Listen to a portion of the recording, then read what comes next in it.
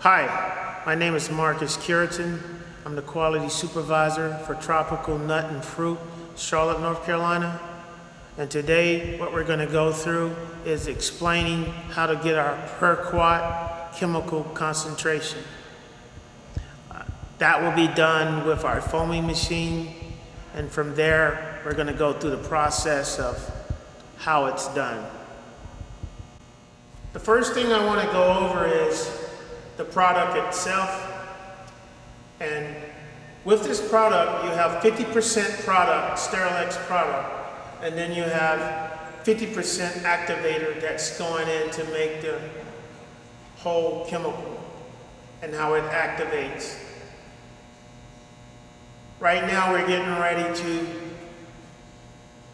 place this product inside a flask, and it's going to have to set for approximately 10-15 minutes until all the foam settles in the flask.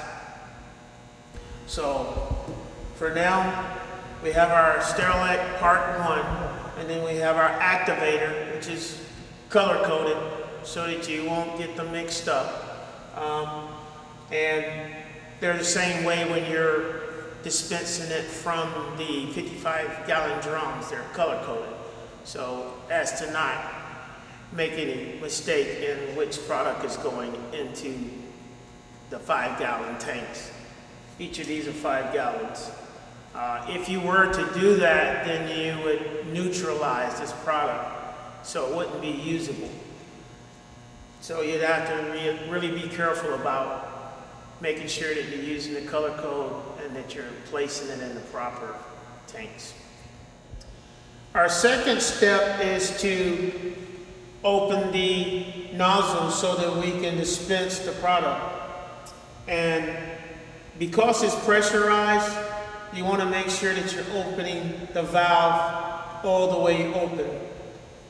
If you were to open the valve partially, it's not going to allow the activator and the Sterilex product to merge evenly, which will cause the concentration to be off. So you won't get the correct per quart concentration.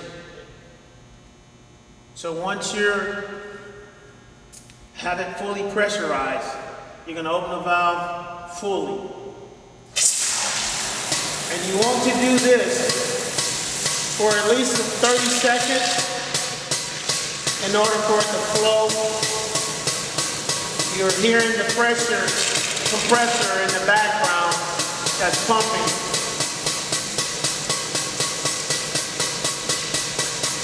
And you just want to make sure that it's getting a steady flow and that the product and the activator are both coming out evenly. Now we're going to begin to fill the flask. Now that we know that the product is flowing evenly,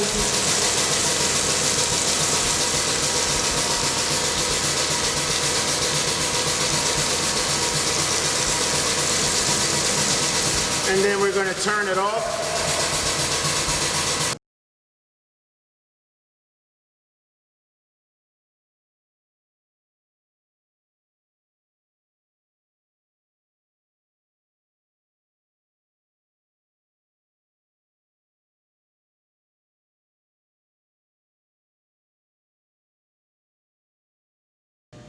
So we're at the next stage, and I've placed everything together. Here we have our Sterilex chemical, and I've just placed water into a cup holder, and I have our acid sulfate crystals, and here we have our permanganate reagent. And you'll be using a scoop, and you'll be using a syringe in order to extract the product. Using the syringe, you're going to extract 0.5 milliliters of the Sterilex product. And normally we extract a little more than that in order to push out any air bubbles that may be in the syringe. So as you can see, the foam is subsided.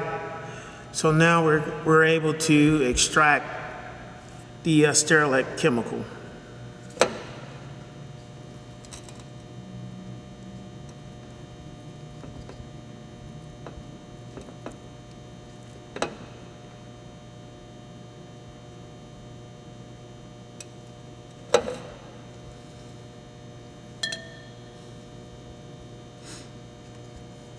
Now that I've extracted the chemical, we're going to place 0.5 milliliters into our smaller flask. But at first you have to make sure that all the air bubbles are out of the syringe and that you have a meniscus right at your 0.5 milliliter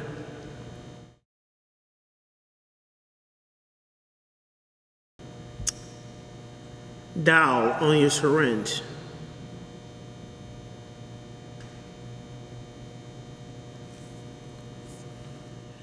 At this time, we're going to push the product into the smaller flask, our 0.5 milliliters of Sterilex.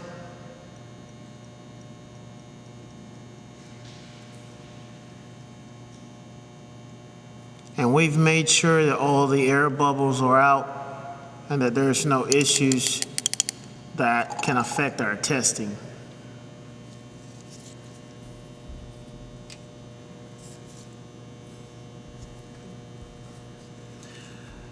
Now, our next step is to add up to 25 milliliters of water.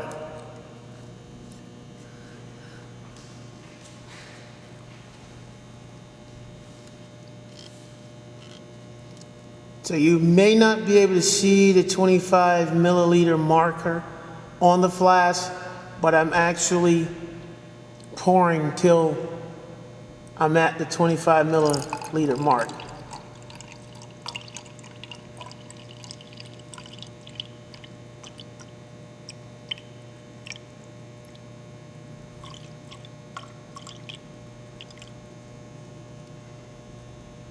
And there may be some bubbles or such, but just make sure that you're putting it right at the line and just let it subside. Our next step is to use the acid sulfate crystals, and we're gonna use 1 scoop, and this scoop should be even with the scoop. So you should get an even scoop.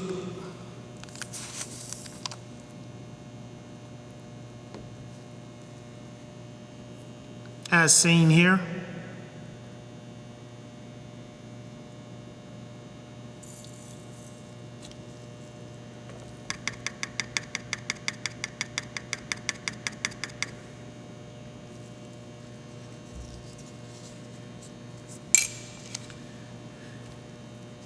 And then using the stirrer, we're going to stir those acid crystals.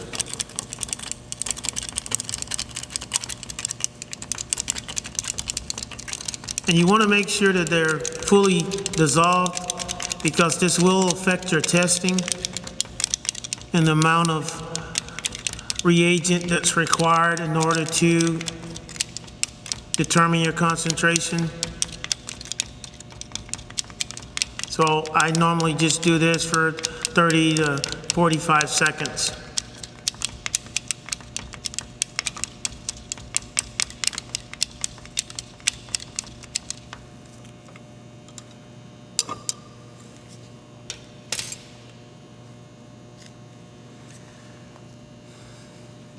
Our last step will be adding the permanganate reagent. This will be our indicator reagent that determines what your concentration will be. As I'm titrating these droplets, you'll notice that it's going to turn pink and then it's going to go light again. At the time that it stays pink for over 15 seconds, that is your concentration mark.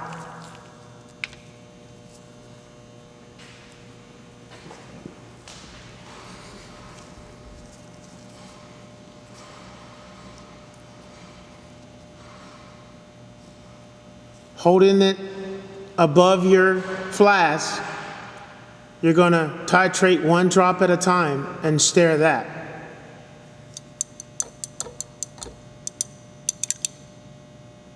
Two, 3. And if you notice that it's turning back to the cloudy white color that you see, 4, 5, 6, 7, 8,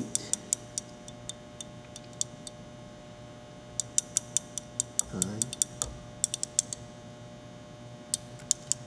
10, 11,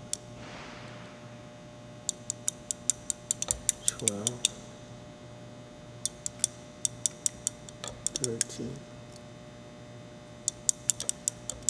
14, 15. And you can notice that it's starting to turn a slight pink coloration at 15. And then we're going to add another one. And that's 16. So you notice that it turned a much darker pink after titrating 16 drops. It still has to stay this color for 15 seconds in order to be determined your concentration.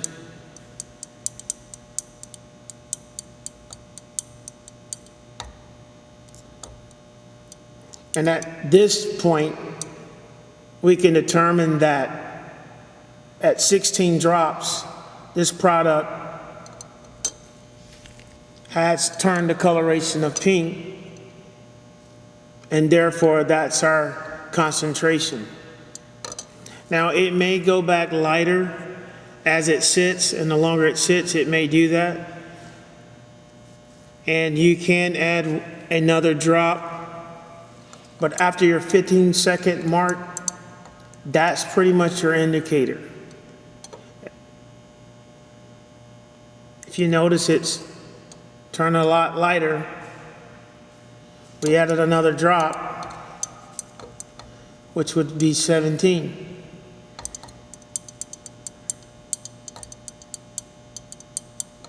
But understand that after 15 seconds, if it's still pink, then that is your concentration limit.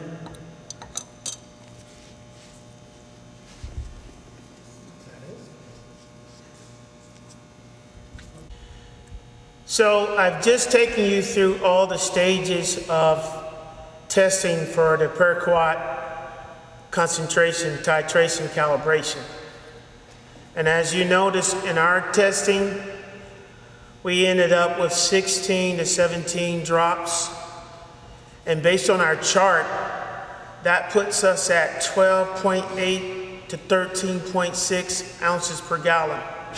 And that's good for our industry, where our minimum requirement is 12.8 ounces per gallon. So we fall within that. It can be higher, but as long as it's within those specifications, then we are okay. If you're in another industry where you don't need as high of concentration, or you don't need it to be at 12.8 or higher, then you'll need to base it on the specifications for your equipment. But with this solution, this two-part solution, the best concentration is to have it at 12.8 minimum for high concentration. There's a calibration for a low concentration that's also within this chart. But for this purpose today, I was going over the high concentration for like the heavy duty commercial machinery, roasters, equipment. So again, my name is Marcus Cureton. I'm the quality supervisor at Tropical Nut and Fruit in Charlotte, North Carolina. And I thank you for watching our video.